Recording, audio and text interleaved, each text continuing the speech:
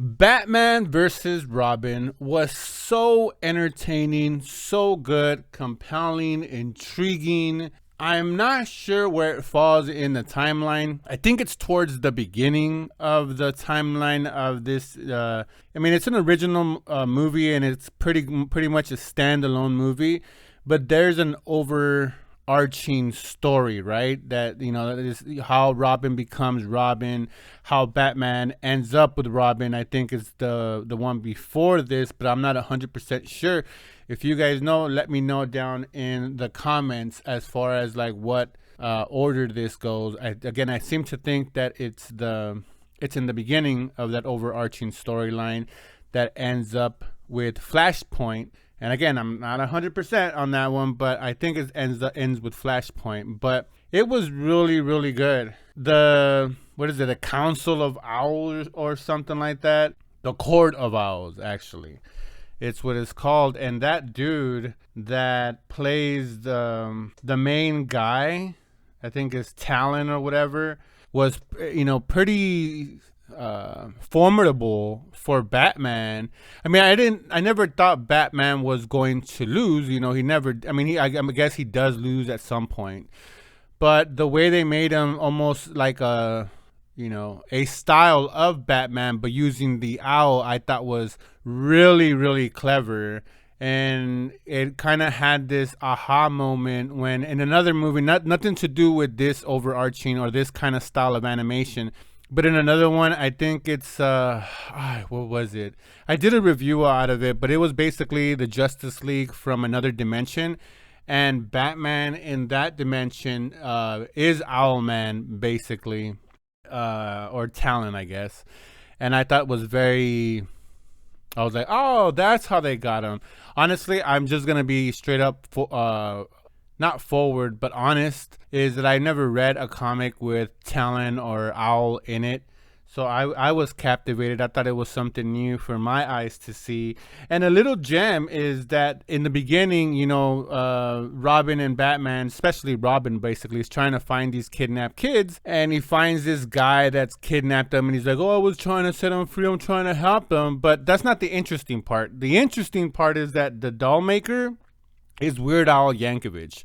I'm a big old school Weird Al Yankovic. When I saw that, I was like, oh shit, okay. It made it a little bit more enjoyable, even though he's only in the first scene before he gets killed by Talon. Spoiler alert. But I thought it was a really nice little tidbit, and it's a nice cast. It was well acted. It was well voice acted.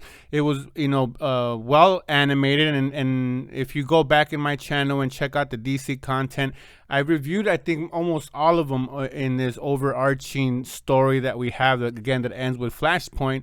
And I've said nothing but that. I mean, some of the voice acting has been hit and miss, but for the most part, I would say 90% of the time, it's really, really well acted or voice acted.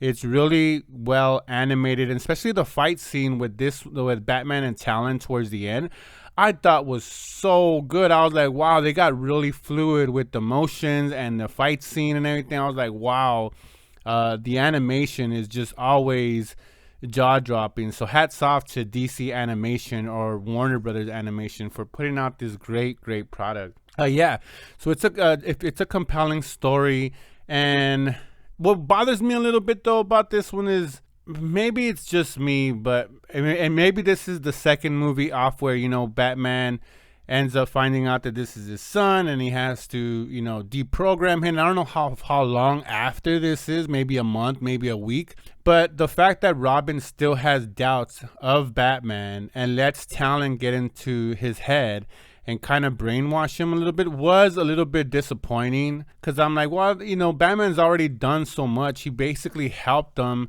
when they were trying to kill him. I mean, how much more does a guy have to do to prove to his son that, hey, I love you and I want the best for you? And then, towards the end where, Nightwing was like, oh, he's just a kid. He's only 10 years old. And Batman's like, oh, he's not. No, he is. He's just like really trained like a killer. But, he's still a 10-year-old kid with a bunch of, thoughts in his head. But all in all, I highly enjoyed this. Again, it wasn't a disappointment at all. So I give this a solid for, again, everything was pretty good. The story, well, the pacing was kind of but again, I've said this in many Batman reviews. It's what it is.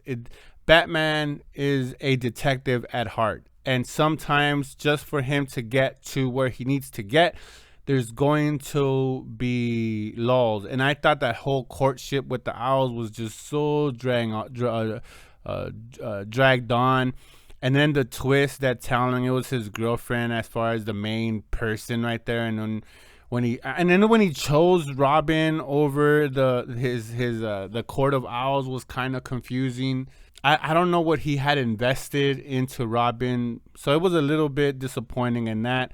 If it was a little bit cleaner in that aspect as far as the story, as far as that, and maybe the pacing, and cleared a little bit more up, I probably would have gave it an A minus.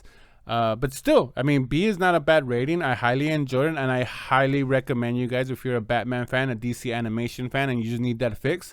If you have an HBO Max account, go check it out. It's not long. It's an hour and 30 minutes, hour and 15 minutes, somewhere around there. So it won't take a ton of your time.